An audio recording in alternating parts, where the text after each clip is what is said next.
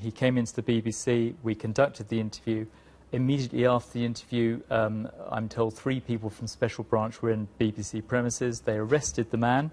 And so, you know, very dramatic events tonight. In the interview itself, I think it shows quite an interesting portrait of Abu NUSAYBAH, an interviewee, and also the suspect, Adi Balajo. And I started by asking him about his early childhood biography. How long have you known Michael Abdulloja? We met roughly around 2002, early 2002. Yeah. And where did you meet? We met in Romford, Essex. And what was the circumstances of you meeting? Was it a social contact? Was he a friend? Or? No, I mean, I used to go down there like to chill out with some of my friends, basically. And during the course of going down there, we kind of, like, I think one day we just bump into each other. It's kind of like strange. Because we didn't quite often see a lot of like black guys down there, so it was like, how are you, what's going on, how's everything? And we kind of exchanged numbers, and you know, from there kind of the relationship built up. And at that time, were you both non-Muslims? Because I understand you were both reverts to Islam. I mean, I wasn't in Islam because I came to Islam 2004, late 2004 basically, and he came in about 4 months after me, basically. Now, it is well known, it's established on the record that he was known and he knew Omar Bakri Mohammed and Al Mahjaroon at the time. Did you know him in those circles? Yeah.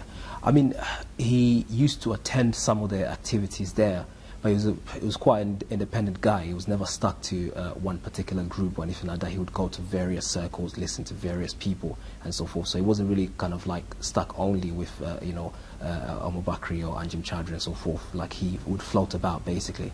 But he knew them? Yeah, he was aware of them, yes. I mean, he had attended 1 or 2 events, yes. But at that time, I mean, obviously I've interviewed Omar Bakri Mohammed on many occasions, and Anjem Chowdhury too. Yeah. One of the core beliefs and things that they aspire to is Sharia law, for example, in the UK. Yeah. Was that your position and his position at the time? Myself, I had that position, which changed later on. But Michael never took that position. Actually, he thought it was more sensible, you know, for Muslims to live in Muslim lands and basically want to, you know, live by the Sharia in Muslim lands. He thought that made more sense as opposed to basically living in the West and trying to basically implement the Sharia here. So did he consider emigrating to a Muslim land? Yeah, I mean, he did many times. You know, I remember he wanted to do some qualifications in relation to teaching, and he wanted to do a qualification in relation to fitness training as well, I think, which he eventually did. And he wanted to really kind of use that to maybe go abroad and, you know, live in a Muslim country. Well, that's some of the background to the suspect, Adi Balajo. But did Abu NUSAYBAH give us any clues as to what actually turned a switch in this man's head and made him into this violent person, potentially? He did. He said that about 6 months ago he had a conversation with him in London, and he says that Adi Balajo told Abu NUSAYBAH, our interviewee, that he had had a very bad experience in Kenya. And now we don't have any way of independently confirming this, but this is the account he gave us. He said he travelled to Kenya, he was arrested and picked up by the Kenyan authorities.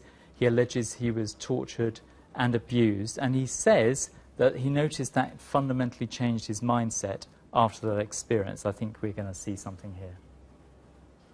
Now, you describe Michael Abdulloja as, in a way, as a gentle man, the way you're describing him. Yeah.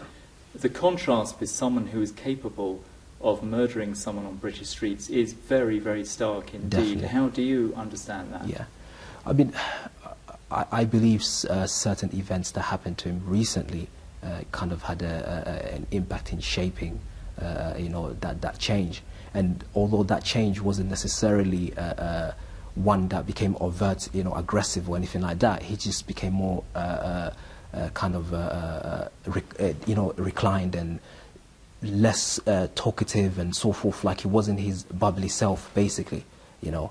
And the recent events were, you know, about 6 months ago, he basically just turned up one day, you know, just knocked out of the blue, no number, no anything. And he said that, look, basically what's happened, I went to study in Kenya. And, you know, when I got to Kenya, in a particular village, we were rounded up by Kenyan troops, basically. And we were taken to basically a prison cell. okay, and were all interrogated one by one. And he said that basically when my turn came, basically I didn't speak to them, obviously, because generally like here you say no comment and so forth, so I wouldn't accept, you know, to speak to them. And he said that basically the officer said, you're not in the UK. He said basically, you know, taking his private part side, he said, I'll F you, basically, if you don't speak. So, and basically he said that they, you know, they beat him quite badly. And you know, his comment was, he said, wallahi. Wallahi means, you know, it's like an oath, say, I'm not lying, meaning by God, you know, that I feel shy to describe to you what they did to me, basically. These were his exact words. You know, I feel shy to describe what they did to me, basically. Did he tell you that he was physically and sexually assaulted? He told me he was physically assaulted.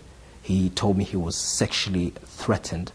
And he indicated, from what I know of him, when he said, I couldn't, you know, I feel ashamed to tell you what happened to me. As far as I understand that, you know, it's sexual abuse, because there's nothing he will feel shy to tell me about except that. And when did he tell you that, roughly? This is roughly about 6 months ago. It's just an estimate. And did you have any doubt that he was telling the truth at that time? No. If you looked at his face, you know, and you... he was holding tears back, basically, when he was mentioning it.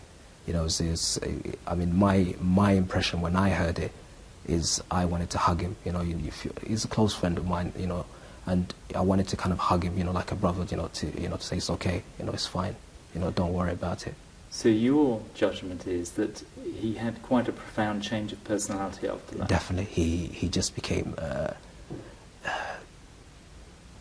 It's almost like, you know, you'd say to him like, you know, oh yeah, you know, we should try to give dawah, you know, invite people to Islam. He'd just be like, yeah, you know. I mean, it's almost like his mind was somewhere else, but his, you know, his presence was, you know, was there, basically. Did he give any indication to you that he was capable of such horrific violence? No. I mean, when I saw the photos of him initially, I thought it was a joke. I thought, like, no, you know, like, are you serious? Like, no, it can't be him. You know, there's no way it can be him, because it didn't make sense, because his whole concept, you know, was he just wanted to go and live in the Muslim land, basically, you know, and just basically get away from all the problems and all the troubles, basically, you know, because at that time, he was basically being harassed by MI5. You know, this is something that he specifically mentioned to me. He said that MI5 had come to him. I think on his return back, he had been stopped, and subsequently after that, basically he was followed up by MI5. You know, he said they came to his house. You know, they were saying knocking his door. He pretended that he wasn't there, but they were knocking so much. He thought to himself, like, look, you know what? I need to kind of like, you know, come and show my face. So he came out. He spoke to the MI5 agent. And they were saying that, look, we just want to have a chat with you, we just want to speak to you. So when did he tell you this? This is roughly about 6 months ago, roughly. And what was his reaction to being approached by the security service MI5? Yeah, his situation was that, you know, his wording was, you know, Ak means brother, you know, they're bugging me, you know, like they just keep, you know, they won't leave me alone, basically. Did he explain what they wanted? He mentioned that initially they wanted to ask him whether he knew certain individuals, basically. That was the initial issue, but after him saying that he didn't know these individuals and so forth, what he said is they asked him whether he'll be interested in working for them. And do you think he did end up doing any work for them or not? No, I mean, he was explicit in that, you know, he refused to work for them, but he did confirm that he didn't know the individuals that they asked him whether he knew. Well, there's a lot of allegations there, Richard. We'll come to them in a second. But on the MI5 point, a lot of people watching that will be thinking that was MI5 doing their job. No, absolutely. I mean, we don't have any way of verifying this, of course. But what I would say in general terms is that the security service will, of course, approach people to provide information or even act as covert sources. This is part of the work they do more generally. I don't think we can expect them to comment on the specifics of this case. But I think in general terms, you know, it's not out of the ordinary to expect a security service to approach people for information.